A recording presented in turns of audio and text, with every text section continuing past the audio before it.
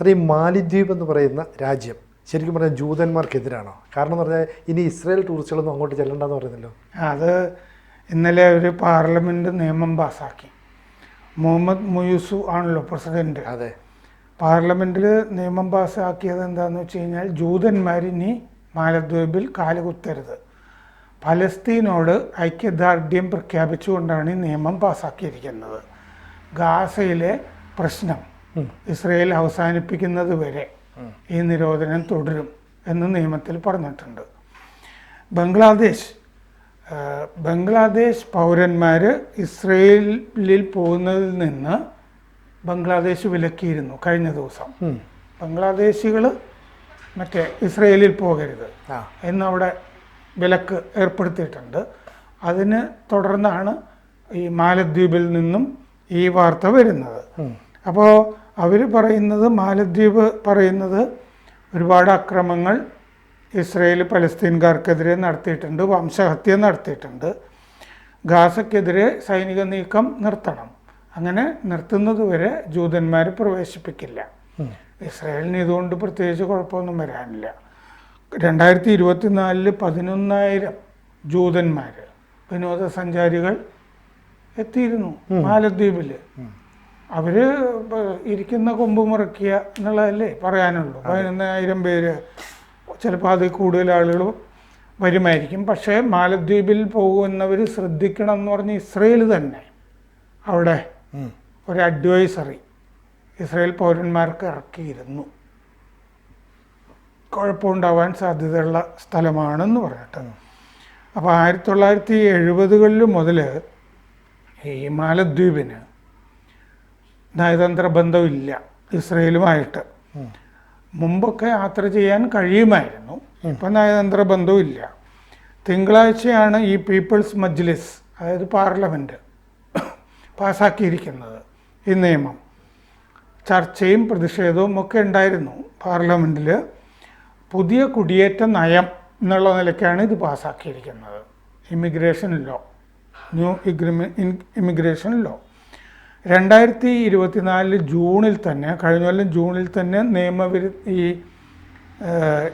ഇങ്ങനൊരു നിയമം ഉണ്ടാക്കുന്ന പ്രക്രിയ തുടങ്ങിയിരുന്നു, കഴിഞ്ഞ കൊല്ലം തന്നെ. അപ്പോഴേ ആവശ്യം ഉയർന്നിരുന്നു. ഈ മന്ത്രിസഭ ചേർന്ന് കുടിയേറ്റ നയം പരിഷ്കരിക്കണം എന്നൊക്കെ പ്രതിപക്ഷം തന്നെ ആവശ്യപ്പെട്ടിരുന്നു. പ്രതിപക്ഷം തന്നെ ഒരു ബില്ല് കൊണ്ടുവന്നിരുന്നു. പ്രതിപക്ഷം അവിടെ വളരെ ചെറുതാണ്. ഈ പ്രതിപക്ഷത്ത് നിന്നുള്ള മീഖയിൽ അഹമ്മദ് നഹീം എന്ന് പറഞ്ഞ നേതാവ് ഒരു ബില്ല് അവതരിപ്പിച്ചിരുന്നു. ഇസ്രയേൽ പാസ്പോർട്ട് ഉള്ളവരെ, ഇരട്ട പൗരത്വമുള്ളവരെയും മാലദ്വീപിൽ പ്രവേശിപ്പിക്കരുത് എന്നുള്ളതായിരുന്നു ബില്ല്. പ്രതിപക്ഷത്ത് നിന്ന് അവതരിപ്പിച്ചതാണെങ്കിലും ഭരണപക്ഷത്തിൻ്റെ പിന്തുണ അതിന് ഗംഭീരമായിട്ട് കിട്ടി. അപ്പോൾ കഴിഞ്ഞ ജൂണിൽ ഇസ്രയേൽ വിദേശ മന്ത്രാലയം ഈ നേരത്തെ പറഞ്ഞ ഒരു ഉപദേശം പൗരന്മാർക്ക് കൊടുത്തിരുന്നു. മാലദ്വീപിലേക്ക് പോകുന്നവർ ശ്രദ്ധിക്കണം, കഴിയുന്നത്ര പോകാതിരിക്കുകയാണ് വേണ്ടത്. മാലദ്വീപിൽ ഇപ്പോഴുള്ള ഇസ്രയേലികൾ ആ ദ്വീപ് വിടുകയും വേണം എന്ന അഡ്വൈസറിയിൽ പറഞ്ഞിരുന്നതാണ്. അപ്പം മാലദ്വീപ് കുഴപ്പം പിടിച്ചൊരു സ്ഥലമാണ് എന്ന് ഇസ്രയേൽ കരുതുന്നു.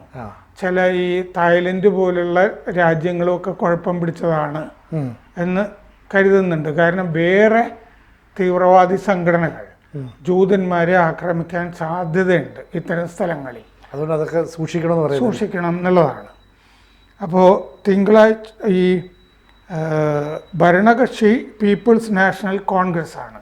ആ ഭരണകക്ഷിയും പ്രതിപക്ഷത്തിൻ്റെ ബില്ലിനെ ആ സമയത്ത് അനുകൂലിച്ചിരുന്നു. തിങ്കളാഴ്ച പ്രധാനപ്പെട്ട ഭേദഗതി കൊണ്ടുവന്നു. ഇസ്രയേൽ പാസ്പോർട്ടുള്ളവർക്ക് നിരോധനം, പലസ്തീൻകാർക്കെതിരെ അക്രമം നിർത്തും വരെ എന്നതിൽ പറഞ്ഞു. ഈ പീപ്പിൾസ് കോൺഗ്രസ് നേതാക്കൾ മുഹമ്മദ് ഷഹീദ്, മുഹമ്മദ് ഇസ്മയിൽ അവരാണ് ഈ ബില്ല് അവതരിപ്പിച്ചത്, അതിന് നേതൃത്വമൊക്കെ വഹിച്ചത്. പക്ഷേ ബില്ല് അവതരിപ്പിച്ചെങ്കിലും ഈ ഇരട്ട പൗരത്വമുള്ളവർക്ക് പ്രവേശനം കൊടുക്കില്ല എന്ന് പറയുന്നതിനെ സംബന്ധിച്ച് കൺഫ്യൂഷൻ നിലനിൽക്കുന്നുണ്ട്.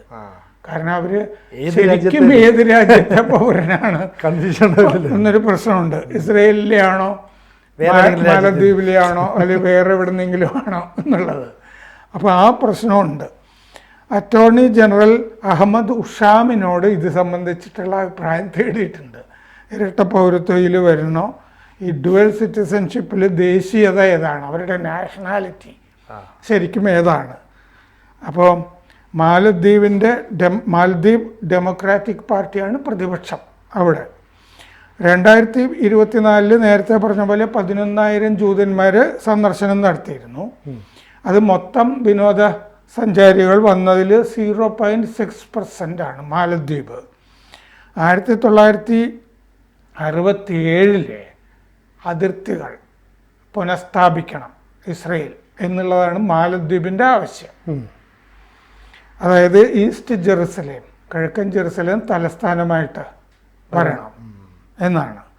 Pakistan, Lebanon, Syria, Iraq, Pakistan, Lebanon, Syria, Iraq അവർ ഇസ്രയേലികളെ നിരോധിച്ചിട്ടുള്ള രാഷ്ട്രങ്ങളാണ്. മാലദ്വീപ് അത് കഴിഞ്ഞ് വരുന്ന രാജ്യമാണ്. അപ്പോൾ മാലദ്വീപ് കുറേ കഴിഞ്ഞ കൊല്ലം ഇന്ത്യക്കെതിരെ 2 മന്ത്രിമാർ അവിടെ മോശമായിട്ട് സംസാരിക്കുന്നു, വളരെ അധിക്ഷേപിച്ച് സംസാരിച്ചിരുന്നു. അത് കഴിഞ്ഞ് നമ്മുടെ പ്രധാനമന്ത്രി ലക്ഷദ്വീപിൽ പോയി ഒന്നിരുന്നു അവിടെ കടൽ തീരത്തുമൊക്കെ. നമ്മൾ മാലദ്വീപ് നമുക്ക് വേണ്ട, ലക്ഷദ്വീപിലേക്ക് നമ്മുടെ ടൂറിസം കേന്ദ്രീകരിക്കാം എന്ന് വിചാരിച്ചു. അപ്പോൾ ലോകത്തെങ്ങുമുള്ള ടൂറിസ്റ്റുകൾ ചോദിച്ചു ഇതെവിടെയായി മോദി പോയി ഇരിക്കുന്നത്, ഇതൊരു മനോഹരമായ സ്ഥലമാണ്, ഇന്ത്യയിൽ ഇങ്ങനെ ഒരു സ്ഥലമുണ്ടോ എന്നൊക്കെ ചോദിച്ചിട്ട്. അപ്പോൾ പലതരത്തിൽ അത് മാലദ്വീപിനെ കുഴപ്പമുണ്ടാക്കും എന്നുള്ളത് മാലദ്വീപിന് മനസ്സിലായി. ഉണ്ടാകുകയും ചെയ്തില്ല സാറേ, കാരണം ടൂറിസമുള്ളവരുടെ വരുമാനം വൻതോതിലുള്ള ടൂറിസ്റ്റുകളുടെ ഇടിവോടെ ഉണ്ടായി. അത് കഴിഞ്ഞ് അവിടെ എന്ത് സംഭവിച്ചു എന്ന് വെച്ചാൽ റിസർവ് ബാങ്കിന് ഈ വിദേശ പണം കരുതലായിട്ട് വേണം, അതെ, ട്രഷറിയിൽ അതില്ലാത്തൊരവസ്ഥ വന്നു, ഡോളറും ഒക്കെ ഇല്ലാത്ത അവസ്ഥ.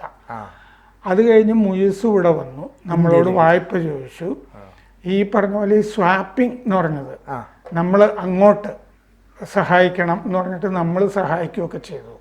അവിടെ ഒരു പരിധിയൊക്കെ വെച്ചു. പ്രവാസികൾക്ക് ബാങ്കിൽ നിന്ന് വിത്ത്ഡ്രോ ചെയ്യാവുന്ന പണത്തിൻ്റെ പോലെ. കാരണം ഈ ഡോളറൊക്കെ ഇല്ലാതായി കഴിഞ്ഞാൽ ഒരു കച്ചവടവും വിദേശ രാജ്യങ്ങളുമായിട്ട് നടക്കില്ല. അപ്പം അങ്ങനെ നമ്മുടെ ടൂറിസ്റ്റുകളും പോകാതായി വലിയ കെണിയിൽപ്പെട്ടു. പിന്നെ അവർ 2 മന്ത്രിമാരെ പുറത്താക്കിക്കൊണ്ട് മോദിയുടെ അടുത്ത് കാണിച്ച തെറ്റാണെന്ന് അവർ പ്രൂവ് ചെയ്തു. അതെ, നമ്മുടെ ഭാഗത്തേക്ക് വന്നു. അതിൻ്റെ ഇടയ്ക്ക് അവർ ചൈനയിലേക്കൊക്കെ പോവുകയും മൊയ്സു ഇല്ലേ, ചൈനയുമായിട്ട് കൂടുതൽ അടുക്കുക, കുറച്ച് നിക്ഷേപം സ്വീകരിക്കുക, നമ്മുടെ പട്ടാളത്തിനെ അവിടെ ഒന്ന് പോകാൻ പറയുക, നിർബന്ധിച്ചു. എന്നിട്ട് ചൈനയ്ക്ക് താവളം ഒരുക്കുന്ന വിധത്തിൽ. കാരണം ചൈനയുടെ BRI ബെൽറ്റ് ആൻഡ് റോഡ് ഇനിഷ്യേറ്റീവിൽ മാലദ്വീപ് അംഗമാണ്. അപ്പോൾ മറ്റൊരു ഉപഗ്രഹ രാജ്യമായിട്ട്, ഉപഗ്രഹ ദ്വീപായിട്ട് ചൈനയുടെ മാറുന്ന വിധത്തിലേക്ക് മാലദ്വീപിനൊരു മാറ്റം വന്നിരുന്നു. ഇതും ഈ ആവശ്യമില്ലാത്ത പണിയാണ്. കാരണം ടൂറിസ്റ്റുകളെ ഈ മതത്തിൻ്റെ പേരിൽ കാണുന്നതിൽ ഒരു കാര്യമില്ല. മാത്രമല്ല അത് ആ രാജ്യത്തിൻ്റെ റവന്യൂവിനെ ബാധിക്കുകയും ചെയ്യില്ലേ സാറേ. ഇപ്പം ഇതിന് സമാനമായിട്ട് ഈ ബംഗ്ലാദേശിൽ ഇപ്പം മുഹമ്മദ് യൂനിസ് പുതിയ പാസ്പോർട്ട് ഉണ്ടെന്ന് അതിനകത്ത് പറഞ്ഞ് എക്സെപ്റ്റ് ഇസ്രായേൽ എന്ന് പറഞ്ഞിട്ട് അതും അടുത്തൊരു പ്രശ്നമല്ലേ, വെറുതെ ഒരു പ്രശ്നം ഉണ്ടാക്കില്ല. കാരണം ഈ പറയുന്ന ആഗോളതലത്തിൽ അവർക്ക് നാണക്കേടാണെന്ന് പറഞ്ഞിട്ട് ഈ പറയുന്ന കഴിഞ്ഞ പ്രധാനമന്ത്രി തന്നെയാണ് ഇത് മാറ്റിയത്. അപ്പോൾ ഈ പറയുന്ന ബംഗ്ലാദേശ്, ഇത് തന്നെ മാലദ്വീപ്, ഇവരൊക്കെ എന്ത് കണ്ടിട്ടാണ് ഇങ്ങനെ നിലപാട് സ്വീകരിക്കുന്നത്? ശരിക്കും ട്രംപിൻ്റെ കണ്ണിലേയും കൂടെ കരടായി മാറില്ലേ ഇവർ? ഇതിന് മതാന്ധത എന്നാണ് പറയുന്നത്, ആണല്ലോ. അതെ, എല്ലാത്തിനെയും മതത്തിൻ്റെ കണ്ണിൽ കൂടി കാണുക, എന്നിട്ട് സ്വന്തം രാജ്യത്തിന് തന്നെ പ്രശ്നങ്ങൾ ഉണ്ടാക്കി വെക്കുക. ഇതാണ് ചെയ്തുകൊണ്ടിരിക്കുന്നത്.